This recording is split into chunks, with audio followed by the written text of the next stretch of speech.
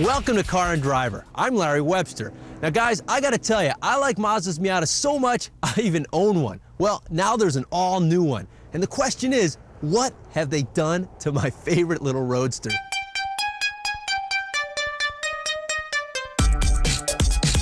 First off, it's not a Miata anymore. Trying to lose the chick car image, Mazda dropped the name and went with the alphanumeric MX-5. Now, we've always been secure enough in our manhood to ignore that rap, but we do feel that this roadster has lost some of its cuteness with a new body that's designed to be more aggressive. In fact, the new generation does not share a single piece with past generations. And unfortunately, when manufacturers try to recreate an exceptional car, they usually screw it up. Now, some of the most dramatic changes have come by trying to save weight. In an attempt to shed pounds, Mazda engineers have redesigned the upper control arms, anti-roll bars, seats, and even the rear view mirror to cut weight. Mazda has also taken 42 pounds out of the 2-liter 4-cylinder thanks to using an aluminum block and plastic intake manifold and valve cover. The 4-banger puts out 28 more horsepower than last year for a total of 170, and it's pushed rearward 5.3 inches for better weight balance.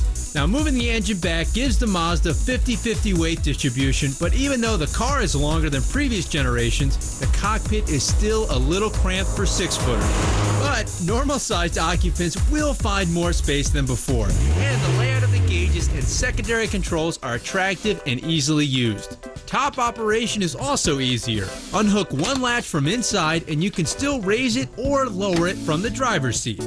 But the question is, why would you want to put the top up? Now, as with all roadsters, that wind in your hair is part of the attraction.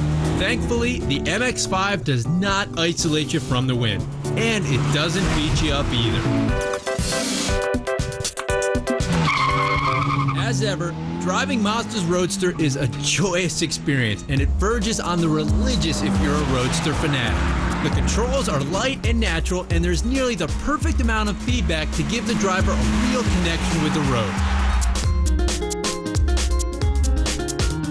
The new MX-5 corners flat with more confidence than the old car, and the structure feels stiffer and just as compliant. And as before, shifting is a delight. Linked to a manual 5 or 6-speed, the shifter seems more like a toggle switch. And then there's the price. Starting at a base of $20,995, the MX-5 is still a fantastic roadster value. But with all the options, it can get a little pricey, topping out at over $27,000. Now, we suggest keeping it real and only getting AC. And as for Mazda screwing up my favorite little roadster, well, all Mazda fans can now rejoice. The MX-5 is here, and it's better than ever.